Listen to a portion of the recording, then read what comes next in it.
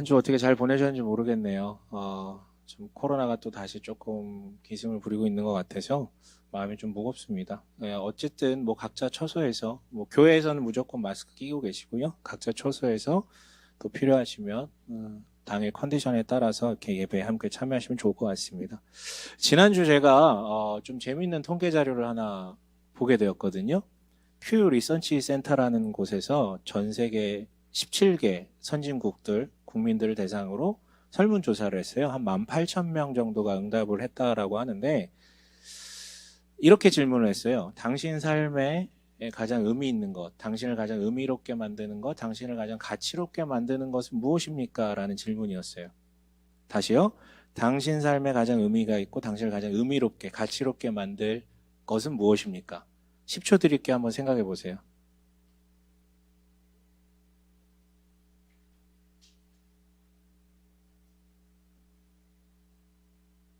뭐가 날 가장 의미롭게 만들까? 가치 있게 만들까? 네, 되셨습니다. 굳이 눈 감고 음미하실 필요는 없어요. 네, 벌써부터 가시면 안 돼요. 네, 이건 제 책임이 아니죠. 벌써부터 가시면 네, 본인 책임입니다. 여러분 만약 나에게 연락이 온다 뭐라고 대답하시지 한번 고민해 보셨죠? 한번 비교해 보세요. 그 17개국 선진국 백성일 국민들 대상으로 한 조사 결과 탑5는 1위는 가족이었어요. 네, 가족. 지금 여러분이 뭘 생각했는지 모르겠지만 이 대답을 듣는 순간 난 쓰레기구나 하고 생각하시는 분들도 몇 명 계실 거예요. 네, 가족. 2순위 뭐였을까요? 네, 직업과 일이었어요. 일터죠. 세 번째가 돈이었어요. 우리나라도 포함된 조사입니다. 네 번째가 관계였어요. 다섯 번째는 너무 중구난방이어서 딱 하나를 잡기가 좀 어렵더라고요. 자, 그런데 되게 재미있는 점이 하나 있는데요. 우리나라도 포함됐다고 했죠. 제가 힌트를 드렸어요. 17개 선진국 중에 유일하게 돈이 1위로 조사된 나라가 있어요. 유일하게. 네. 어느 나라일까? 네, 우리나라예요. 우리나라. 물론 우리나라만 가족이 1위가 아닌 건 아니었어요. 가족이 1위가 아니었던 나라 세 군데가 있었거든요. 그 중에 하나가 우리고 하나가 스페인. 근데 걔네는 1위가 건강이고 2위가 가족이었어요. 또 한 나라가 대만. 1위가 사회, 2위가 가족이었어요. 우리만 돈이 1위예요. 근데 더 재밌는 건 선진국 평균 내면 2등이 뭐라고요? 일터. 4위가 관계라 그랬잖아요. 우리나라에는 이 관계와 일터가 아예 순위권에 들지도 못했어요. 더 재밌는 사실은 이 나라 대부분의 나라 사람들은 중복 응답을 했어요. 예를 들어 뭐 가족, 일터 막 이런 식으로. 우리나라 사람들은 62%가 단수 응답을 했어요. 돈 하나만. 네, 돈이다. 네, 여러분 무엇을 의미합니까? 한국인에게 돈은 가장 중요한 가치이다. 아니 이걸 넘어서죠. 절대적인 다른 것과 비교할 수 없는 가치이다라는 것을 의미해 거의 종교와 마찬가지 유일신을 믿는 것과 거의 비슷한 신앙심을 갖는 것이죠. 그런데 아이러니하게도 선진국들 가운데 가장 행복도가 떨어지는 나라 1위가 어디? 우리나라. 네, 우리나라. 좀 더 얘기해 볼게요. 근데 사람들은 주목하지 않는 부분인데 주목해야 될 부분이 있어요. 그리스도인들에게는. 뭐냐면 그 탑5 안에 신앙이 들어간 나라가 딱 한 군데 있었어요. 어딜까? 미국이에요, 미국. 예, 미국이 15% 정도에 되는 사람들이 자기 삶에 가장 중요한 건 의미 있게 만들 것이 신앙이라고 대답을 했대요. 그렇다면 우리나라는 어떻게 될까요? 여러분, 우리나라 기독교인 비율이 보수적으로 잡아도 지금 한 15% 되거든요. 물론 우리 교회에 계신 여러분들 정도의 나이대는 훨씬 낮겠지만 평균적으로 15% 정도 잡을 수 있어요. 좀 보수적으로 잡아서. 근데 여러분, 우리나라는 신앙이다라고 대답한 사람 비율이 어느 정도 될까요? 어느 정도 될까? 개신교와 가톨릭을 합하면 20% 넘을 거예요. 불교까지 다 합하면 한 35 정도 되겠죠. 인구의 한 3분의 1은 종교가 있어요. 근데 신앙이다라고 대답한 사람. 네, 딱 1%. 딱 1%. 17개 나라 중에 우리나라보다 신앙이 제일 중요하다라고 말하지 않는 유일한 한 나라가 있는데 그게 옆 나라 일본이에요. 네, 일본. 일본 다음이 우리예요. 되게 재밌죠? 전 세계에서 신을 가장 많이 보유한 국가가 일본인데 일본인들에게 신앙은 그 정도로 중요하지 않아요.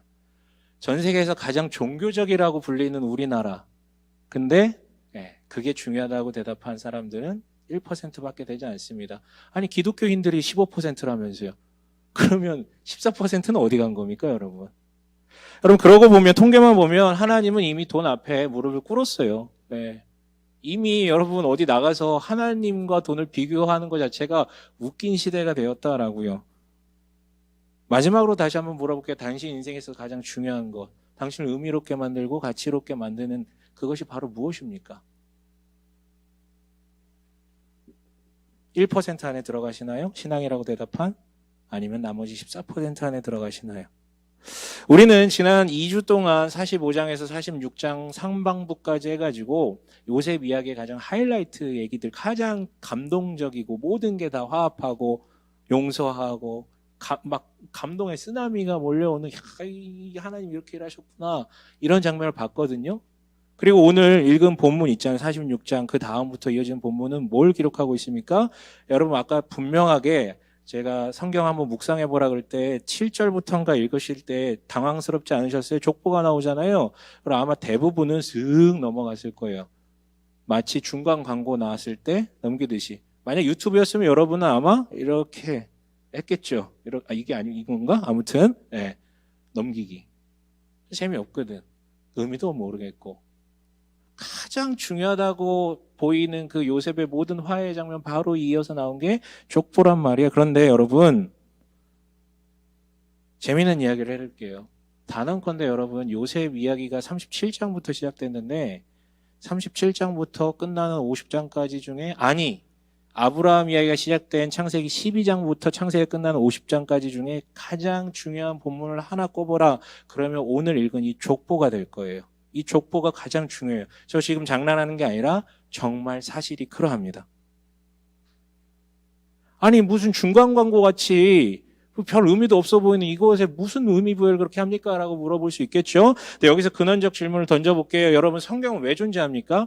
성경은 왜 우리 앞에 있습니까? 성경은 왜 우리 앞에 있습니까? 왜 있어요? 한 단어로 표현하면 구원에 대해서 알려주려고 있는 거잖아요. 근데 여러분 구원에 대해서 얘기하는 게 성경만 있습니까? 아니요, 다른 종교들도 되게 많아요.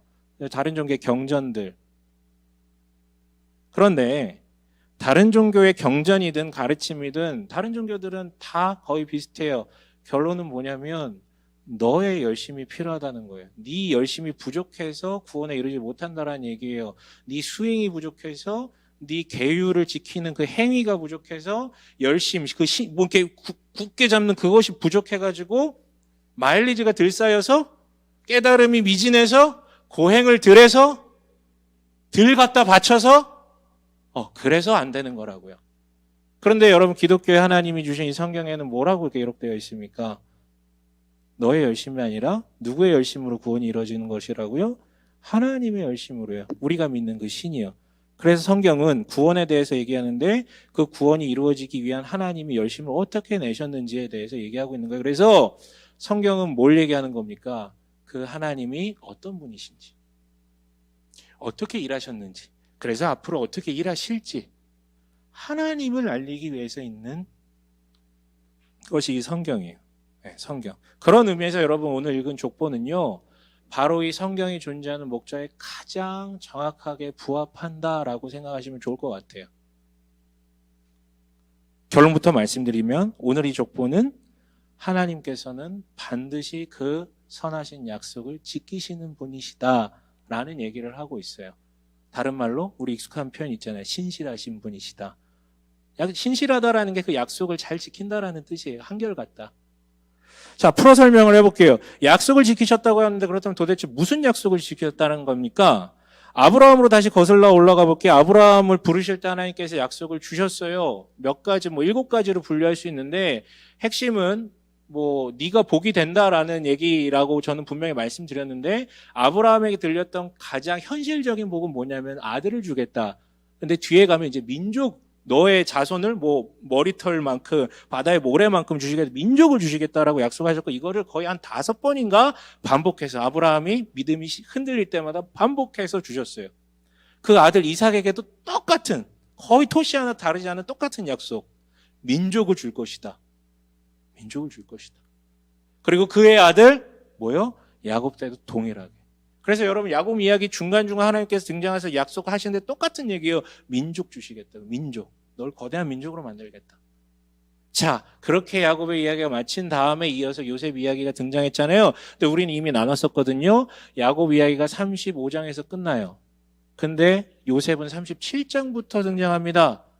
그럼 36장에 뭐가 등장했습니까? 오늘 우리 본문처럼 뜬금없이 족보가 등장했었어요. 누구의 족보? 무슨 족보? 무슨 족보? 야곱의 족보가 아니라 에서의 족보가 등장했었어요. 뜬금없지만. 그런데 그 에서가 어떻게 했다고요? 하나님이 이스라엘 가나안 땅을 떠나서 세일이라는 곳으로 가서 자신의 힘으로, 칼과 창의 힘으로 전쟁을 통해서, 그리고 결혼 동맹을 통해서 에돔이란 민족 국가를 이루어냈다. 그래서 그 에서의 족보를 보면 왕들의 명단이 쭉쭉쭉쭉쭉 나와요. 민족 국가가 된 거예요. 그 한 사람이. 대단한 초인적 능력이었죠. 그런데 36장에 그래 족보가 나온 다음에 37장에는 되게 재밌는 구절로 시작했었어요. 우리 한번 읽어볼까요? 37장 1절에서 2절 상반절인데요. 함께 읽어볼게요. 시작.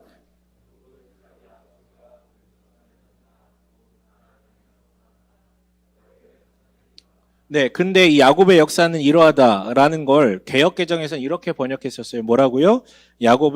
함께 읽어볼까요? 야곱의 족보는 이러하니라. 네, 36장에 에서의 족보 얘기했으니까 이제 37장부터는 누구 족보 얘기한다는 거예요? 야곱의 족보를 얘기하겠다라고 하면서 이제 요셉이 등장하는 거예요. 하고 싶은 얘기는 뭐예요? 족보 얘기하고 싶다는 거예요. 근데 왜 요셉 얘기가 등장합니까? 족보를 쓸 만큼 사람들이 많아진 그 결과물에 이르기까지의 과정 중에 요셉이라는 사람이 중요했기 때문에. 근데 여기서 핵심은 뭐예요? 과정에 있는 요셉이 아니면 결과물인 족보예요. 성경이 얘기하고 싶은 건 뭐예요? 결과물인 족보 얘기하고 싶다는 거예요. 여기에 이르기까지 이렇게 많은 감동적인 이야기가 있었다. 근데 여기 집중하지 마. 그래서 내가 주고 싶다는 게 뭐야? 족보가 완성됐다라는 얘기죠. 이거예요. 네. 그리고 이 족보는 바로 야곱의 민족이라는, 하나님이 약속한 대로 민족이라는 게 형성되었음을 지금 확정짓는 증거로서 제시하는 본문이에요. 무슨 의미입니까? 족보 자체가 사람들이 많아졌다는 얘기도 되겠지만 우리 마지막, 족보의 마지막이 27절 한번 읽어볼게요. 27절이요. 함께 읽겠습니다. 시작. 일일 낳은 아들 둘까지 합하면 야곱의 집안 식구는 모두 70명이다. 야곱의 집안 식구는 모두 70명이다. 여러분 70이라는 숫자, 여기 70, 이 70이라는 숫자 한번 주목해 보셨으면 좋겠어요. 사실 이거 거짓말이에요. 거짓말이에요. 이 당시에 70명만 있지 않았어요. 물론 그렇다고 엄청 많지도 않았고요. 끽해봤자 한 100여 명 정도 있었어요. 근데 여기 명단을 보면 야곱의 증손자들 명단은 들어가지 않았고, 그러니까 소위 말해 12아들들의 손자들 명단은 들어가지 않았어요. 뭔 얘기냐면 일부러 지금 70명에 맞춰가지고 서술을 하고 70명이었더라라고 우리한테 지금 전달하고 있다라는 거예요. 여러분 성경에서 숫자는 고지고대로 해석해야 될 산수, 그 수학적 숫자가 아니에요. 예를 들어 볼게요. 여러분들한테 문장 하나를 설명할 테니까 이어서 나올 문장을 한번 떠올려 보세요. 아시겠죠? 제가 문장 하나 말씀드릴 테니까 이어서 어떤 문장이 나오면 좋을지 한번 떠올려 보세요. 눈이 녹으면. 아, 미끄럽다. 예. 눈이 녹으면. 뭐요? 눈이 녹으면? 자, 한 명한테 한번 물어봅시다. 눈이 녹으면? 물이 된다. 네. 눈이 녹으면?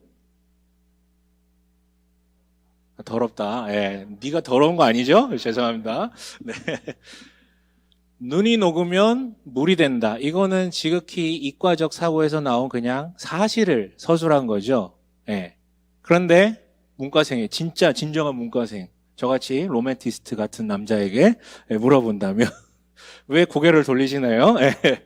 물어본다면 눈이 녹으면 봄이 온다. 봄이 온다. 네, 봄이 온다. 이거 이상하다라고 저를 쳐다보시는데 문과생들이 다 그런 건 아니고, 뭔 얘기하는 거냐면 사실 그대로 1, 2, 3, 이 얘기를 하는 게 아니라 문학적 표현이라는 거. 성경에 나온 숫자들은 대부분 문학적 표현이라는 거예요. 의미 전달을 위해서 뭔가 느끼게 하기 위한 숫자라는 거죠.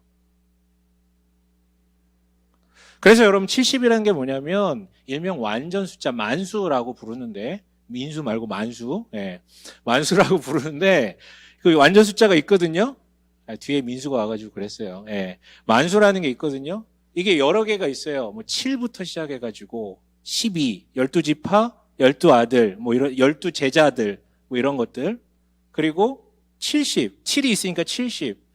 그리고 100도 있고 120도 있어요. 예수님의 120 문도. 그 12제자 말고 120의 문도라고 해서 두 번째 제자군이 있었거든요. 120 문도. 이 숫자 재밌어요. 그래서 요한계시록 보면 이런 숫자 가지고 놀이하잖아요.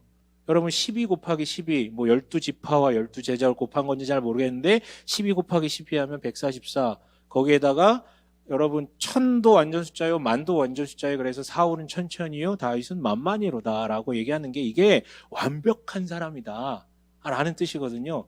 12 곱하기 12, 144에다가 또 다른 만전 숫자인 천을 곱하면 얼마예요? 14만 4천이 되는 거예요. 그래서 요한계시록에 나온 14만 4천은 뭡니까? 14만 4천 명만 구원받는다 이 뜻이 아니라 하나님의 구원의 영광의 영역이 모든 우주에 있는 사람들에게까지 다 영향을 미친다라는 뜻이에요. 그거 오해하시면 안 돼. 그렇다면 666은 뭐예요? 완전 숫자인 7. 7에서 하나 뺀 6.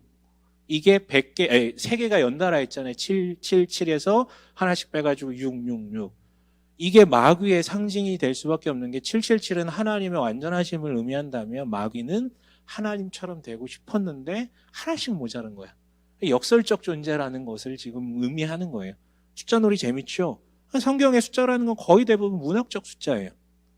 그렇다면 오늘 여러분 이 족보의 숫자를 70명이었더라라고 우리한테 전달하는 이유는 뭡니까? 일부러 맞춰서 이미 완전한 민족이 되었다.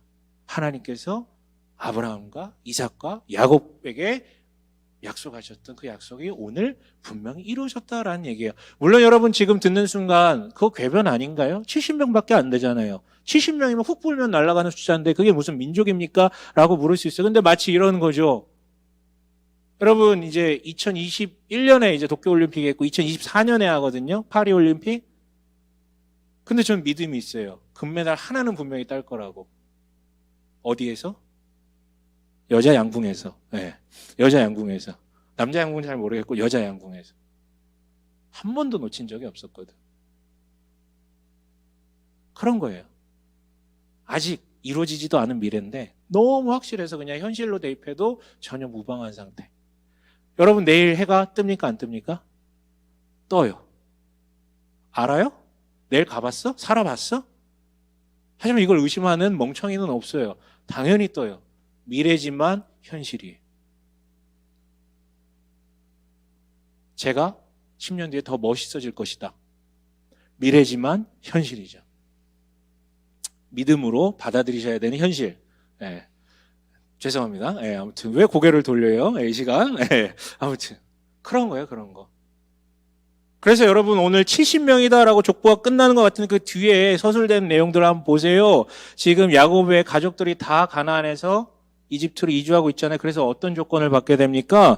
지금 이 조건들이 난리도 아니에요. 여러분 한 민족이 형성되려면 몇 가지 조건이 필요해요. 예전에도 한번 말씀드렸는데 뭡니까? 우선 숫자가 많아야 돼요. 남들이 무시하지 못할 정도의. 근데 족보가 막 섞인 숫자가 아니라 혈통이 보존된 숫자가 충분히 있어야 되고, 두 번째로는 땅이 있어야 돼요. 여러분 땅이 있어야죠. 근데 그냥 땅이면 되니까? 황무지 같은 땅이면 돼요? 사막 같은 땅이면 돼요? 아니에요. 생산력이 충분히 감당될 수 있을 정도의 땅이어야 돼요. 이거면 끝이나요? 아니면 안전해야 돼요.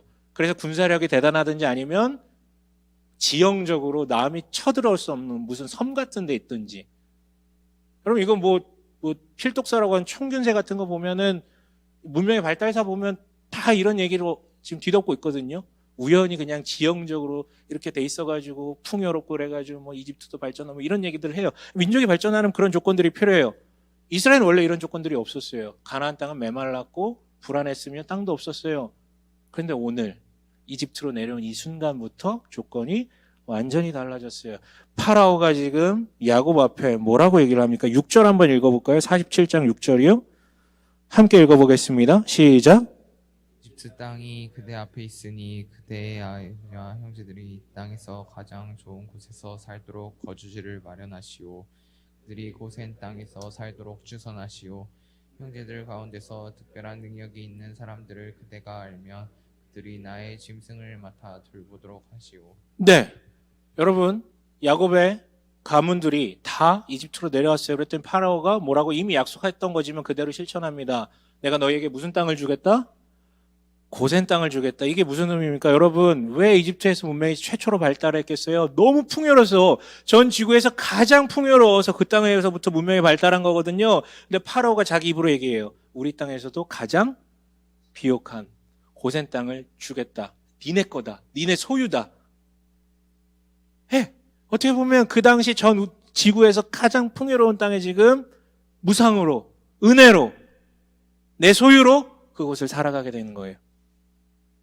그리고 무슨 일이 있었습니까? 전 세계에서 가장 안전하죠. 왜? 가장 강력했던 이집트의 보호 아래 있기 때문에 군사가 필요가 없어요. 심지어 46장 34절에서 언급하듯이 이집트인들은 또한 목축업을 하는 사람들을 약간 폄하해요. 우선 종교적인 이유로 이방인들과 혼인을 하지 않고요. 특히나 이 야곱 가문 사람들처럼 목축업, 유목민들에 대해서 약간 폄하하는 게 있었어요. 왜냐하면 이집트 자체가 나일강을 끼고 그 풍요로운 농업지대를 통해서 발달한 국가이기 때문에 유목하는 애들은 다 이방인들이고 우리 침입하는 애들이기 때문에 폄하하는 그 시야가 있었거든요. 그러니까 제일 좋은 땅을 줬는데 흡수통일하지는 않아. 니네 그냥 거기서 살아. 이렇게 염소 치면서 살아. 그래서 여러분 70명밖에 안 되지만 이미 민족이 된 거예요. 앞으로 70명이 700명 되고 7,000명 되고 7만 명 되고 70만 명이 될 것이 확실하기 때문에 오늘 그 얘기하는 이 족보를 여기 찍는 이유는 이루어졌다예요. 아직 다 완성되진 않았지만 이루어진 거나 마찬가지 따놓은 당상이다.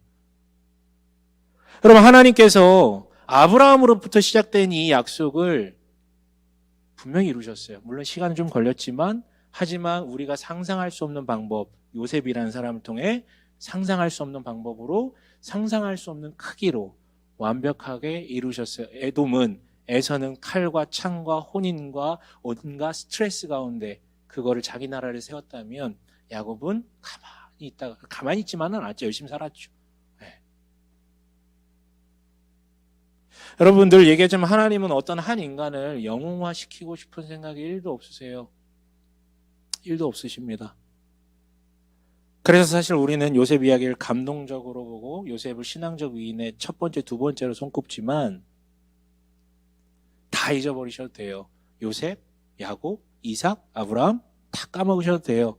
그 정보 안다고 뭐가 달라집니까? 중요한 것은 오늘 요셉 이야기도 마찬가지로 뭘 위해 지금 놓여 있습니까? 바로 이 족보에 대해서 이야기하기 위해서. 그리고 이 족보야말로 하나님의 그 신실하심, 약속 지키심을 분명히 하는 증거라고 보셔야 돼요.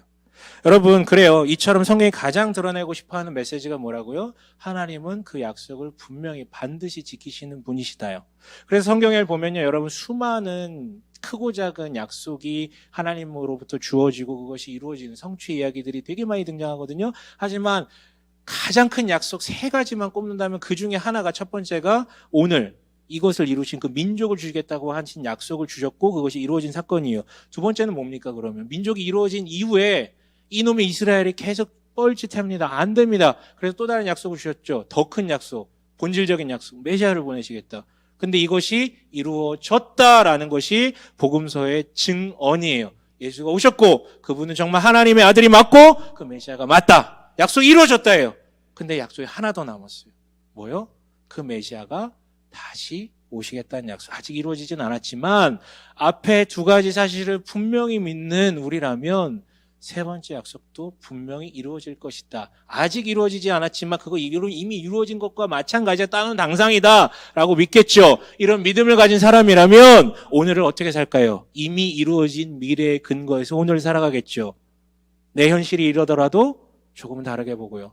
여러분, 신이 있다고 믿는 사람과 신이 없다라고 믿는 사람은 세상을 바라보는 관점이 다르기 때문에 오늘 살아가는 방식도 달라요. 신이 하나라고, 초월적이고 유일한 신 하나만 계시다라고 믿는 사람과 신이 여기저기 있어가지고 여기 영역을 다스린다고 믿는 사람의 생활 방식은 전혀 달라요. 근데 그 신이 선하신 분이고 나를 사랑하시는 분이라고 생각하는 사람과 하나밖에 없는 신이 나한테 자꾸 뭔가를 요구하고 뭘 갖다 바쳐야지만 나를 인정해주는 신이라고 믿는 사람은 오늘 살아가는 방식이 전혀 다릅니다. 전혀 달라요.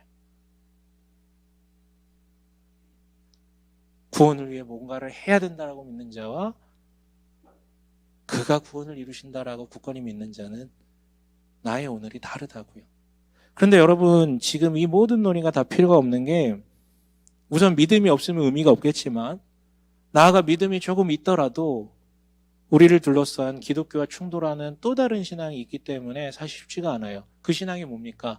여러분, 오해하지 마세요. 다른 종교는 아무 의미가 없어요. 폄하하는 게 아니라 우리랑 싸울 이유가 하나도 없다고요. 왜? 그분들의 다른 종교들의 구원을 얻는 방식은 기독교의 방식과 완전 다르기 때문에 충돌할 이유가 없어요. 충돌하려면 뭐랑 싸워야 돼요? 우리 기독교의 방식처럼 약속하는, 뭔가를 약속하는 신앙이 있다면 그건 우리랑 잡고 물리는 싸움이 될 거예요. 뭔가를 약속하는. 근데 그게 뭡니까? 우리 이미 힌트를 드렸어요. 맨 처음에 말씀드렸죠. 돈이요, 돈. 돈은 약속합니다. 아니, 돈 자체는 물질인데, 중립적인 건데 뭘 약속하겠어요? 사탄이 그걸 통해서 뭐 얘기하겠죠? 어떤 약속을 합니까? 날 가져. 날 가지면 너의 10년 뒤, 20년 뒤가 평안하고 풍성할 거야. 날 가지면 불안하지 않을 거야. 날 가지면 너는 사람들한테 칭찬받고 위대한 자로 명성이 있을 것이며 존경받을 거야. 심지어 의로운 자다라고 평가받을 수도 있어. 날 가져. 그 어떤 성적 유혹보다 더 강렬하죠. 날 가져. 그리고 또한 우리는 늘 전도받아요. 이 신앙에. 어떻게 해요? TV만 크면 계속 나오는 광고가 바로 그 전도지와 똑같은 역할을 해요. 소유하세요. 돈을 써서. 그럼 당신의 삶이 달라질 거예요. 이 아파트 살면 달라질걸요. 이 차 사면 품격이 달라질걸요. 이거 먹으면 체형이 이렇게 되면 달라질 거예요. 물론 그거보다 뭘 더 먹으니까 이제 문제가 되긴 하는데 아무튼. 네. 근데 여러분, 옛날엔 TV에서만 나왔는데 요즘은 내 손 안에 스마트폰 찌라시 전단지가 내 손 안에 있잖아요. 맨날 바뀌잖아. 몇 초마다. 깜짝깜짝 놀라지 않으세요? 친구랑 야, 나 이거 좀 관심이 생겼어. 근데 그 다음날 보면 페이스북 같은 데 막 광고 나오고 음성까지도 빨아들이는 것 같아. 이거 내가 볼 때는. 네. 우스갯소리가 아니야 진짜로. 근데 여러분, 우리가 전도만 받습니까? 아니요. 우리는 정기적으로 설교도 듣습니다. 무슨 설교를 듣습니까? 여러분, 뭐 지인들 만나서 무슨 얘기해요? 부동산, 주식, 뭐 코인 이런 얘기 하시잖아요. 얘기할 수 있죠. 근데 그것이 거의 주된 대화라면 여러분 설교 듣고 있는 거예요. 친구들한테, 지인들한테. TV 틀어도 그런 사람들 이야기, 돈 많고 누리는 사람들의 이야기 전혀 우리 주변에 없는데 와, 그런 데 살고 그런 거 먹고 누리면 놀러 다니고. 예. 일은 언제 하나 모르겠어. 예. 다시 얘기하지만 돈은 중립적인 겁니다. 악하게 보실면 안 되고 성실하게 일해서 잘 버셔야 돼요. 하지만 많은 이들이 돈을 번다고 하면서 이미 돈의 약속을 믿고 있더라고요. 그래서 앞서서 666이라는 숫자 말씀드렸잖아요. 사탄이라고 불리는 영적 존재는 분명히 반드시 존재하고 우리를 넘어뜨리라고 미혹합니다. 그런데 여러분, 그 사탄을 이용하지 마세요. 무슨 얘기냐고요? 사탄이라는 영적 존재, 눈에 보이지도 않고 만질 수도 없는 그런 존재를 분명히 있는데 그 존재에게 보이지도 않고 만질 수도 없다고 해서 다 사탄 탓을 하는 거지. 네. 아니요. 그렇게 사탄 탓을 하고 정작 내 눈앞에 있는 그 신적인 역할을 하는 것에 쉽게 무시하지 말라고요. 제 결론은 그래서 666이라는 것은 사탄 맞죠. 하지만 우리 시대, 특히 우리나라에 국한한다면 아까 얘기했던 62%가 대답할 정도로 유일하게 그게 최고다라고 얘기했던 그 돈이 바로 이 시대에 우리나라의 666일 가능성이 매우 농후합니다. 하나님과 똑같아요. 능력도 약속하는 것도. 여러분, 말씀 마칠게요. 그런 의미에서 맨 처음에 드렸던 질문 다시 한번 마지막으로 소환해 봅시다. 스스로에게 물어보세요. 내 삶에서 가장 중요한 것, 나를 의미 있게 만들 것, 나를 가치롭게 만들 것은 도대체 무엇인가?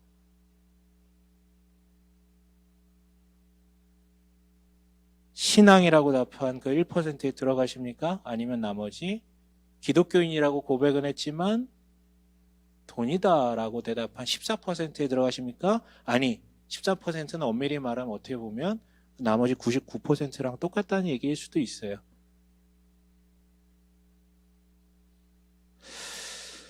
그러나 돈을 1위로 꼽은 우리나라가 가장 불행한 국가로 꼽혔다는 이 무시하지 못할 증거를 여러분 절대 무시하지 마세요. 왜 이런 증거는 명백히 있는데 이 증거는 무시하고 왜 거기에 그렇게 신앙을 드릴까요? 반면에 하나님께서 약속을 하셨고 그것이 100% 아니 우리가 상상할 수 없는 방식으로 완벽한 모습으로 이루어졌다라고 증거하는 이 성경의 증언은 왜 신뢰하지 못합니까? 왜요? 여러분, 우리가 그 99%가 아니라 1%에 있기를 소망합니다. 1%에.